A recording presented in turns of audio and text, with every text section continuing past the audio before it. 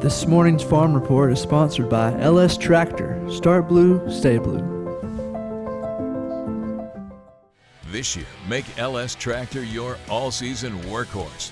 From spring applications using LS tillers, box blades, rotary cutters, and grapples, to winter applications utilizing LS snow blowers, blades, and brooms. With this lineup, there's no job you can't do with LS tractors and implements. Learn more at lstractorusa.com or check out your local LS dealer. Well, good morning, everyone. A great big howdy. I'm honored to be here. I hope we'll get through this day without a lot of bad weather. We'll see how that unfolds. Looking ahead to the end of this month, January, a much-awaited event will occur. The Southern Farm Show in Raleigh on the NC State Fairgrounds. The Farm Show will begin on Wednesday, the 31st of January, and will continue on February 1st and 2nd, winding up on Friday, February 2nd. And between now and then, I'll be giving some updates on what to expect and some of the shows and venues and some of the educational opportunities. Looking ahead to that, Commissioner of Agriculture Steve Troxler continues to talk about farmland loss, the loss of farmland to solar farms, to subdivision developments and things like this. And this is a critical situation, to say the least. And here's some remarks from Commissioner of Agriculture Troxler from a year ago. During his 2023 State of North Carolina Agriculture Address at the Ag Development Forum held at the Southern Farm Show, now this was last year, North Carolina Agriculture Commissioner Steve Troxler warned the greatest challenge facing North Carolina agriculture is population dynamics. I'm a person that loves the state of North Carolina, and I want to see us be at the top of the statistical categories, but now I'm going to tell you some that are problematic. We are number 3 in the nation as far as population moving into North Carolina. We moved in, I think, about 135,000 people into the state last year. This is what Troxler said in his 2023 address. Raleigh ranks number 2 in the nation as far as growth of population of cities. Charlotte is at number 6.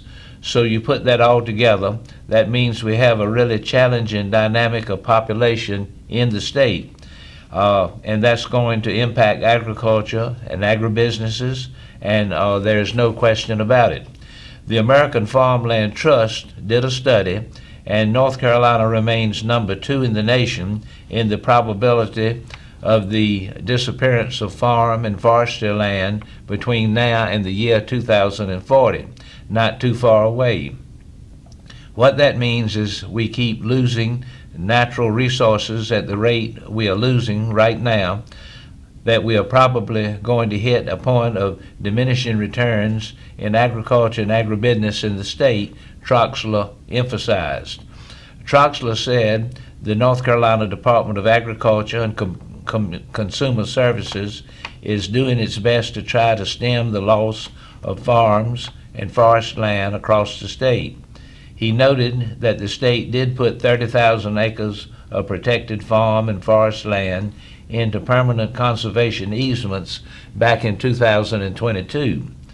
That's a lot of land, but it's small in comparison to land we have lost to solar development, and we are now losing to housing development, and the business development is really, truly unbelievable.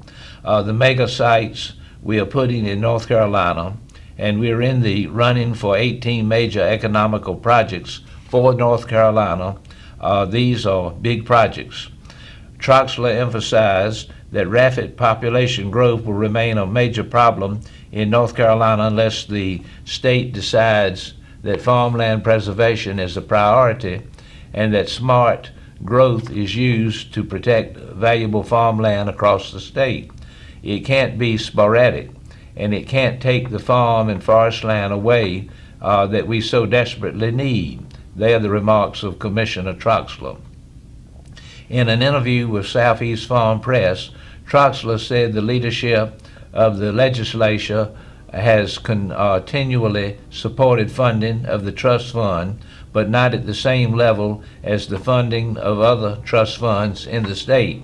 Troxler says this tells him that it is not a top priority in the legislature. There is a rub between development and agriculture when it comes to the development of these lands. In a lot of cases, a realtor will look at a piece of property and visualize a commercial building or a big subdivision. I look at a piece of land and I see a cornfield, a soybean field, and a wheat field. North Carolina ranks number 2 in the nation behind Texas in the probability of the loss of farmland to development between now and 2040, according to the American Farm Trust. The loss ranges from about 1.4 million acres to 1.6 million acres. That's a lot of land. That's a lot of geography. So we'll see how this continues to unfold.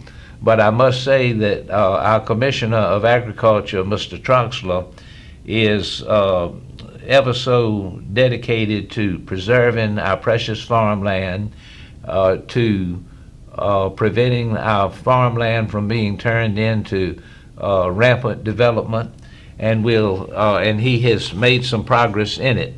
But there's much that yet needs to be done.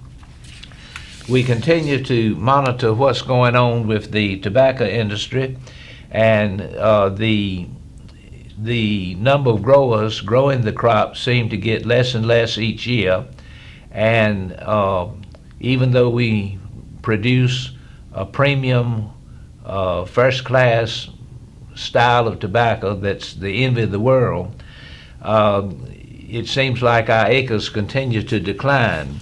And a lot of that is political, and we'll see what this coming year is forecast. The U.S. flue-cured tobacco situation and outlook. Flue-cured tobacco production in the United States fell steadily from 2014 through 2020 before stabilizing slightly above its low point for the past 3 years. Harvested acres in 2023 should be near 110,000 acres, down 5% from 2022. The decrease is not so much due to the economic profitability of the tobacco as it is to strong profits in alternative crops, most notably corn and soybeans, and increasing questions about the economical viability of the H-2A guest worker program. While tobacco produces a significantly higher return in dollars per acre than other row crops, it also has a much higher production cost. That is, at roughly $5,000 per acre in inputs and costs just to grow it and produce it and make it available. Thus, while tobacco produces a high dollar return per acre, the percentage of the return on the farmer's investment is often lower than on alternative crops. Worse, much of that labor cost is labor, and if the cost of the H-2A program continues to increase, the slow decline in tobacco acreage is likely to continue as well. As of the fall of 2023, the fixed cost of participating in the H-2A program are higher than most farmers can afford in order to participate, unless they have a second crop to share the labor with tobacco. For example, in North Carolina, sweet potatoes make a natural partner as a second crop, with offset planting and harvest times relative to tobacco and a need for labor at different times.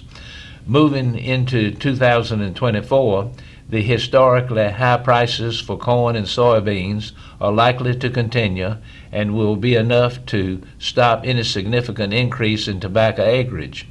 The planted acres in the United States and in North Carolina are likely to be within a few thousand acres of this year's average, somewhere between 105,000 and 115,000 acres in North Carolina, and 145,000 to 160,000 acres nationwide for flue-cured tobacco. This, along with the economic instability currently seen in China, suggests that prices paid are likely to remain stable within the range they have occupied for several years. Unfortunately, with production costs for tobacco heavily weighted toward labor, fuel, and chemicals, production costs look as set to remain at the current elevated levels. Therefore, the economic outlook for the current tobacco for 2024 looks a lot like 2023 and 2022. Solid profits if expected yields are achieved, but no improvement compared to last year or this year. So that's saying that our acreage will be about flat, that we will grow about the same acres that we have grown for the last 2 to 3 years, and we are striving to hold our own. The main risk to the outlook would be a significant rise in the H2A cost and a renewed trade war with China that would hurt the U.S. export sales. Either scenario would lead to lower tobacco profits and would encourage farmers to switch crops that require less labor and rely less on exports such as corn or peanuts. So we'll see how that continues to unfold. Again, a couple of the big issues in the production of tobacco locally has to do with our relationship with China, and if we can continue to maintain a positive response with China for our tobacco, that will certainly help. And if it doesn't happen, it will certainly hurt our acreage and the encouragement of our farmers to stay in the business and continue to grow it. Also, the cost of growing the crop is so enormous, and the rules and regulations for housing migrant labor and all of that is so important and so critical. So we'll see how all these things unfold. For someone farming, it's always good to have something in writing in the event of transferring a farm from one party to another. And this is a little talk about something called the right of refusal. The right of refusal agreements can help you manage risk. This may have happened to you or someone you've known. You've had a good long-standing relationship with a particular landlord. Then one day, the landlord decides to put the land up for sale, and you are caught flat-footed. The next thing you know, your farming footprint has decreased by a couple hundred acres. Fortunately, there's a way to possibly prevent these scenarios by drafting up a right of first refusal document, also known as an ROFR, right of first refusal. It is surprisingly not as well known or well used as it should be, said Clint Fisher, an ag advisor based in South Dakota. If you have an absentee landlord, it could be especially helpful. It protects tenants in a way that can be mutually beneficial. A right of first refusal is a contractual agreement that gives the tenant the first opportunity to purchase rented land if that land goes up for sale. In other words, the right of first refusal gives the tenant the opportunity to match any other offer made by another buyer before the sale is completed. Ideally, the right of first refusal should be a formal written agreement that is signed by both parties. Consider various terms and conditions that could include how the purchase price is calculated, the timeline for notification, and other details. For example, you might stipulate that you would be allowed 30 days to match an auction sale offer. Some right of first refusals go so far as to list a specific price point, but Fisher advises against that due to the ever-changing trends and land values.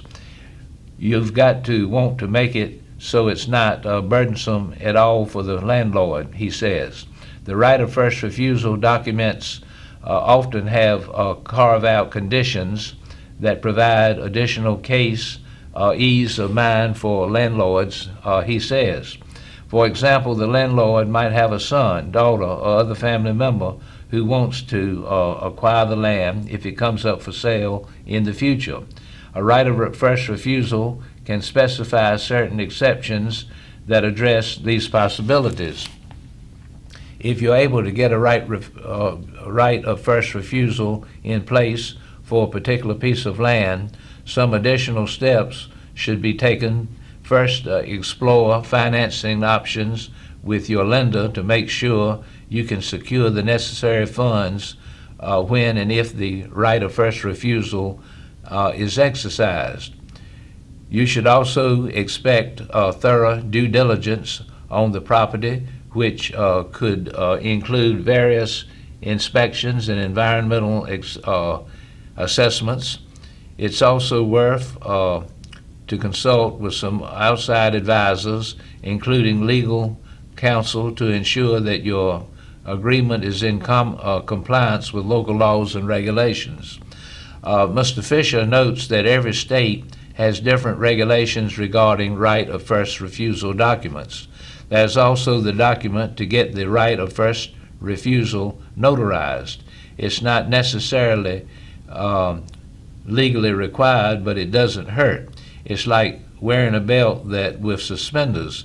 It's an extra layer of protection because now it has been recorded in the county's public office. As with many aspects of farming, flexibility and communication are important. Think about how to best foster goodwill and cooperation with the landlord, and you'll set the stage for the best chance of success. Finally, periodically review and update the right of first refusal agreement. It might meet the needs and expectations of both parties today, but that might not be the case 2 or 3 years down the road. If circumstances change for either party, it will be prudent to revisit the agreement. Another great thing about a right of first refusal agreement is that you don't even have to be a current tenant. For instance, if you suspect that one of your neighbors is about to retire in a couple of years and they don't have a younger generation set to step into the operation, a right of first refusal might be a way to match future offers on the ground and move to the front of the line. It certainly doesn't hurt to ask. So that's just something to think about, and it's nothing but good business, a right of first refusal. I've enjoyed being with you today. I pray that we'll have success today and tomorrow with the outcome of the storm, that we'll be blessed and be spared.